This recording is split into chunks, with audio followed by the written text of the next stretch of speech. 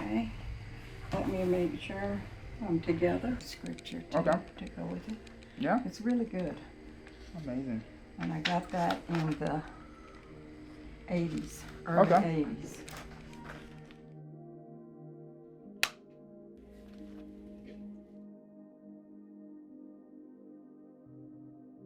For as long as I can remember, I've had a deep sense of the Lord in my life. I can remember as a child, before I could even read, I always had to pray before I went to sleep. Pray for my family, pray for myself, whatever.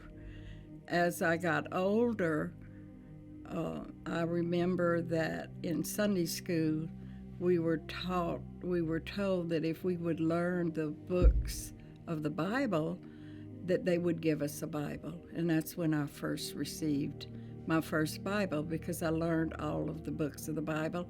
And that has also been a help for me today, to be able to find all of the books of the Bible.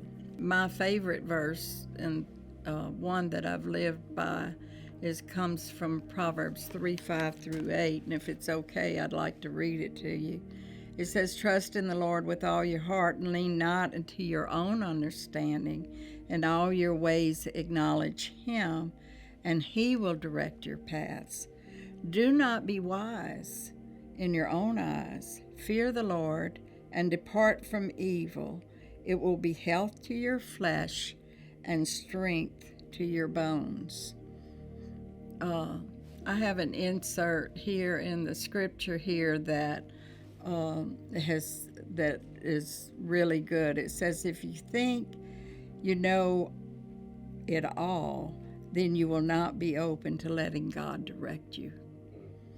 People who are able to receive wisdom, guidance, and direction from God are humble and have teachable spirits. They don't have know-it-all attitudes, and they recognize that as human beings, they have a limited understanding of any situation. And you know, that kind of goes with part of my testimony, too, of not picking up offense. If you pick up offense, it's just gonna hurt you.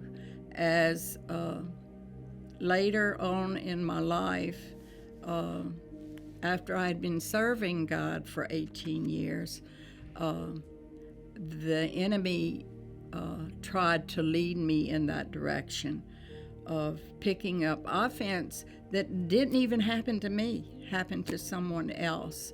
And so I had to learn that, and God spoke to me, that you cannot pick up someone else's offense or be offended, because that's how the enemy will come against you to try to sway you from serving God.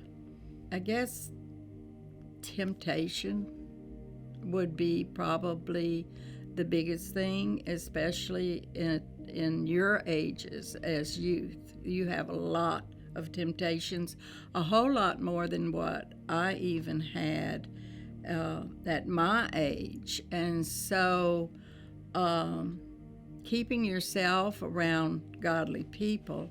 Another thing that happened to me was when my family had gotten saved, they started praying for me immediately. And so even though I didn't want to go to church with them, I went just to get them off my back, not knowing that that's what the Lord used to bring me to Him.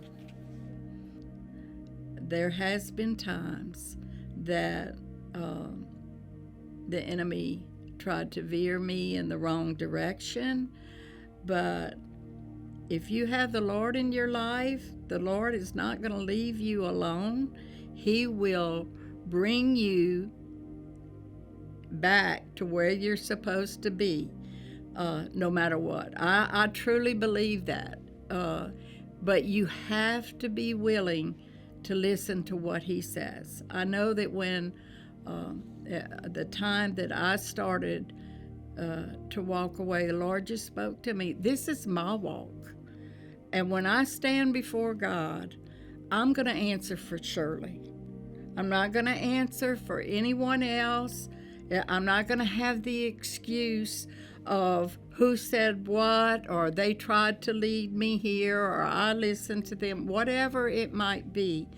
When I stand before the Lord, I am going to have to answer for Shirley. And so if you will keep that in your mind always, that there is an eternity. It's either going to be hell or heaven. And we are going to stand before the Lord one day. So always try to remember to think in those areas, think in that direction.